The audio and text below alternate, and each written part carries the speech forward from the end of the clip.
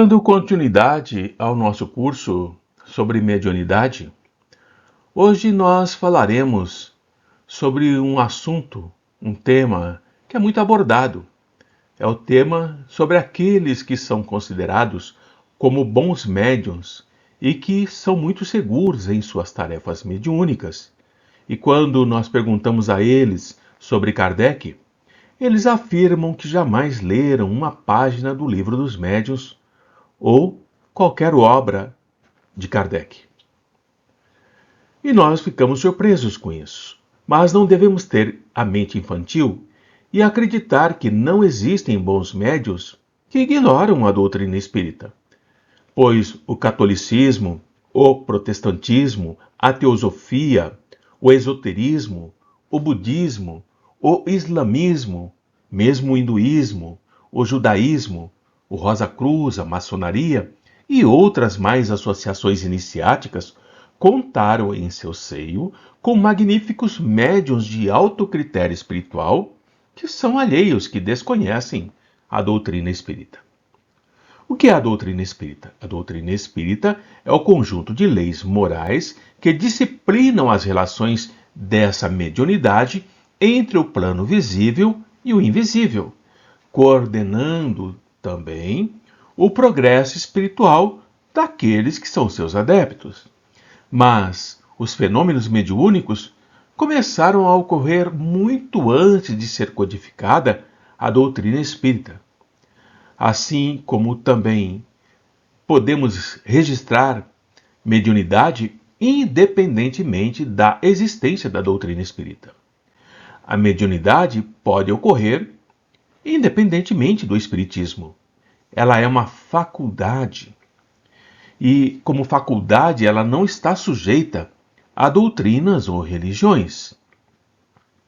Assim, a doutrina espírita é doutrina moral e filosófica codificada por Allan Kardec, cuja finalidade principal é a libertação do homem dos dogmas asfixiantes e das paixões escravizantes.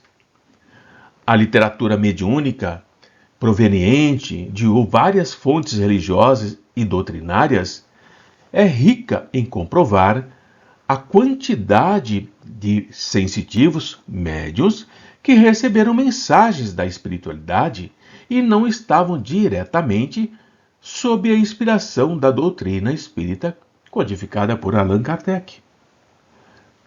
Entendem como é importante compreendermos esses aspectos? Por exemplo, os profetas eram médiuns poderosíssimos.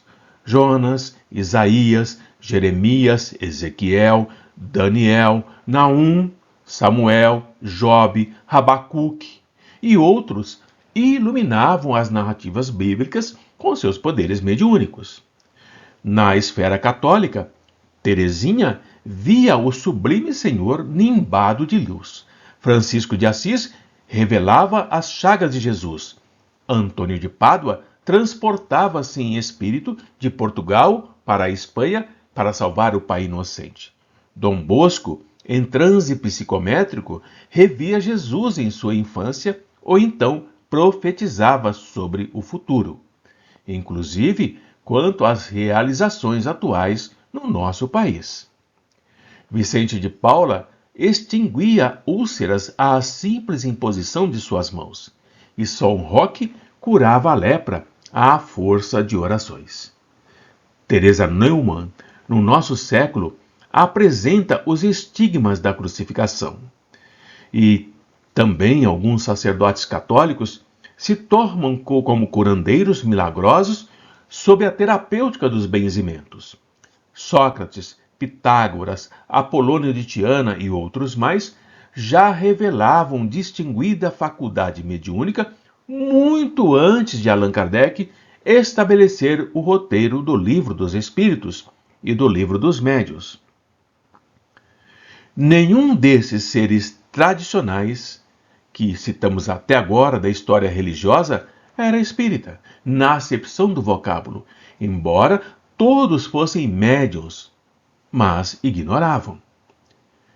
Esses inolvidáveis trabalhadores da verdade não se ufanavam, porém, de ser bons médiuns.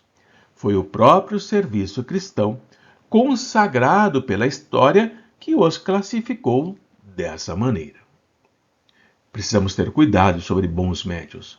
Consequentemente, cremos ser um tanto precário o julgamento em causa própria da criatura que se vangloria de que é bom médium, mas que desconhece a disciplina do desenvolvimento preconizado por Allan Kardec. E isso, meus amigos, muito antes de apresentar qualquer trabalho convincente na esfera espiritualista, já se diz bom médium. O médium que realmente tem propósitos sérios e pretende um desenvolvimento técnico e disciplinado, ordeiro e seguro, aspirando a realizar serviço cristão na seara espírita, servindo a Jesus, pode até ignorar o método experimental de Kardec. Pode até subestimar propositadamente Kardec, mas de modo algum ele vai se livrar das confusões próprias dos experimentos empíricos aos quais se sujeitará.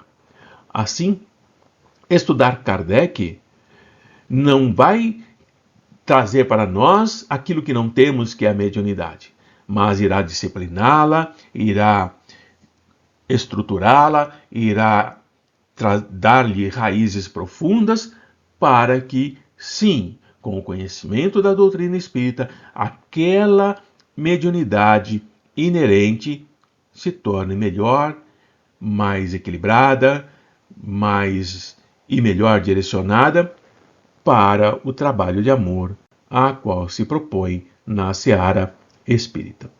Paz a todos.